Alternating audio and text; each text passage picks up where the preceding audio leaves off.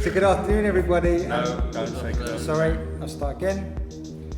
So hey everybody, this is Graham. Graham's joining us for this debate. Hello. And this discussion. We're going to be talking about sectioning.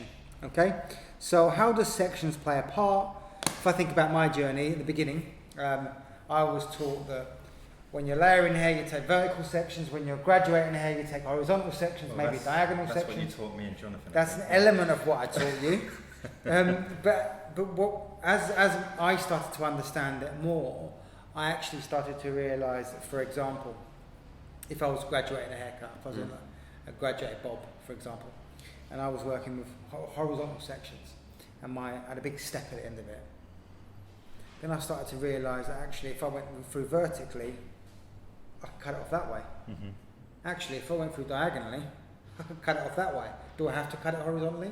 And the more I explored that in my own mind, I realised that actually you could lay hair vertically, you could graduate hair vertically, you could...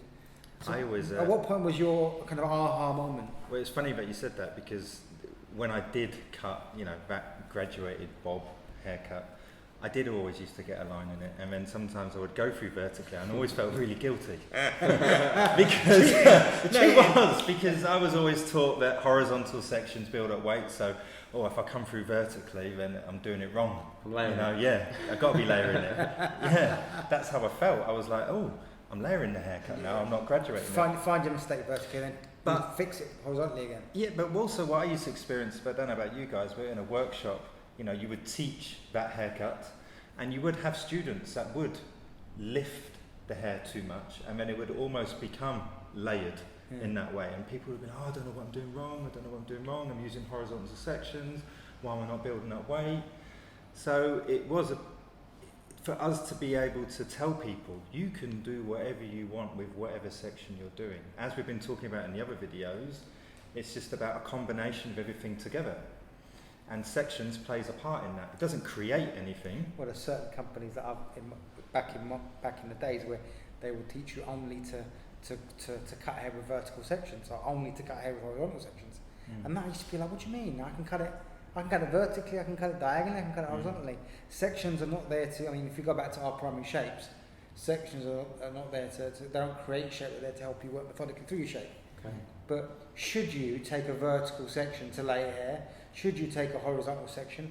And then it came back about control, didn't it? What gives you the greater control of the vertical lengths, the vertical shape, the vertical horizontal shape? Now what we're trying to think about is, let's talk about lengths.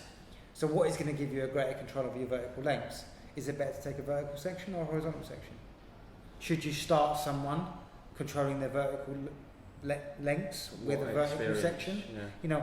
At what level do you teach? Yeah, how long is that hair? If that hair's really long and they're cutting internal lengths and the hair's here, getting them to work horizontally and putting the internal lengths would be madness. It's not that you can't do it, it's just that they've got no control of what's going on at all.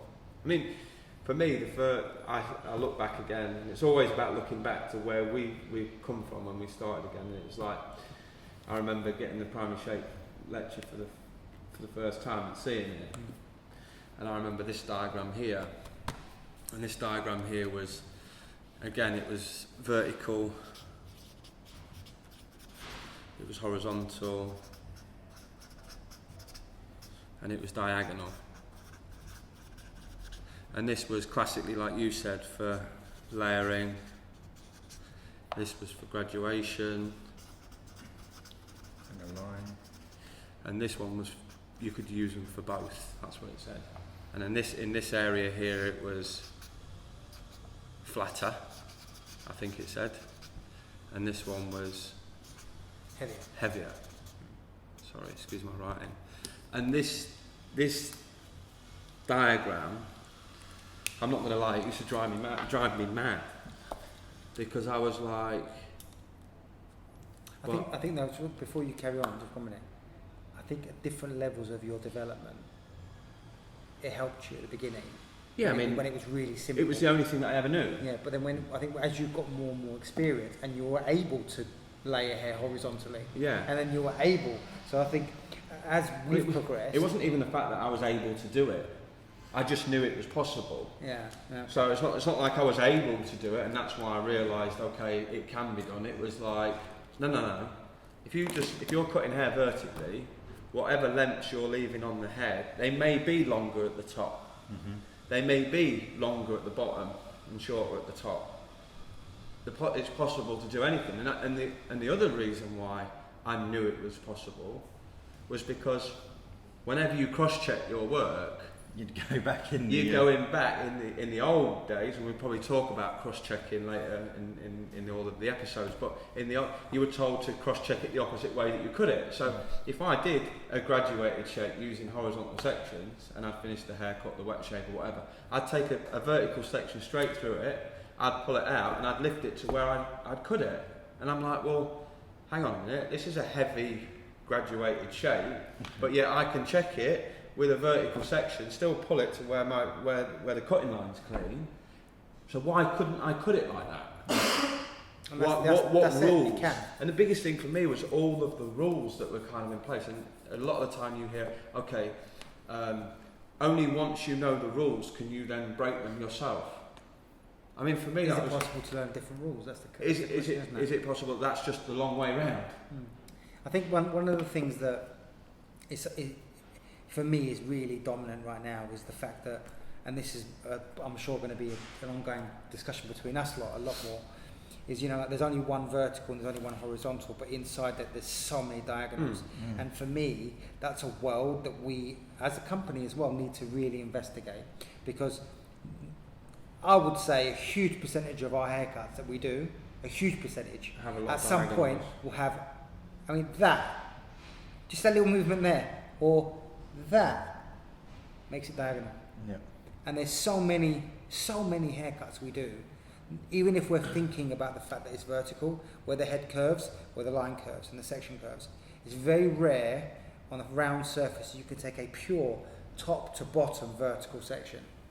And that for me is a world which we really need to investigate, and that's one thing that I want to follow. Let's move on from the diagonal. How many times have you heard, or I've heard, diagonal sections push length and weight? Many times. How many times? So if I start at the back and I take a diagonal section which runs from the back to the front, is that diagonal section pushing length and weight? I think the influence there, but let's play it backwards. No. Let's play the influence there is because normally what we would do is we'd stand at the back, which means that we wasn't really looking at the root, so we were directing the hair back, taking a diagonal section, so we were naturally increasing in length, and that was how we were kind of conditioned to think. Once we started to really look at root movement, then we started to think differently about, does diagonal sections really push weight forward or push it back? Is it possible to have the diagonal forward section longer at the back, so you start at the back, longer at the back, and actually decrease in length to the front? Yeah, of course. Yeah. I think one of the other things we need to reflect on as well when we talk about sectioning is, if you're able to cut any haircut you want, using a vertical section, a horizontal section, a diagonal section, do you really understand what you're doing? Is that the point where you hit success, where you can cut any haircut? I can cut your haircut with vertical sections or horizontal or diagonal. Is that the point where you really understand it?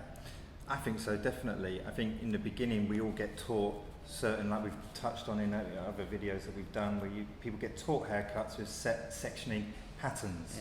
To do this haircut you need to work with these sections as you work round. So you get in this regimented way of cutting hair. This is how you do it, and these are the sections you take, and this is where you stand. But actually, if you start to think, well, actually, I can do any haircut. I could cut one side vertically and one side horizontally, but still end up with a balanced shape. I have to stand on the other side. Yeah, exactly. On the other side of the head. So, obviously what we're saying is what people have learned out there and what we're discussing is not wrong, but it's about taking a step back and actually thinking about it and actually approaching things and having fun with it and understanding actually sections don't do anything, they just help you work methodically. So that's about understanding, and you can create anything that you want, and that's the beauty of what we do, right? Well, the thing for me is, it's like, okay, so you could name a heritage haircut, and it was started in this position, started with that section pattern, started with this elevation, this over direction, okay, can it not be started from a complete opposite place and use a complete opposite section? That, for me, that was the beauty of it. That's the fun thing about teaching now, isn't it? The beauty of being able to do the same haircut, but multiple different ways and multiple different starting positions. And I think that's the difference, I would say, in the approach, how we're moving forward as a company. Because does it take longer to teach our staff how to cut hair from every possible scenario? Yes. But does it equip them with the tools to be able to enjoy their hair cutting? Gives them the for freedom. the rest of the yes. So it's like this, we've been taught both ways. Because when you taught us, it was a menu of haircuts because you only had 6 months with us. But the guys downstairs have got 3 years with us. So it's benefiting them. 1 minute, let's play that out because that could be a problem for if I'm a sound owner and I'm going, well, yeah, but your language is great, but I haven't got time to spend 3 years training somebody, for example. Yeah. Does us focusing on root movements, number systems,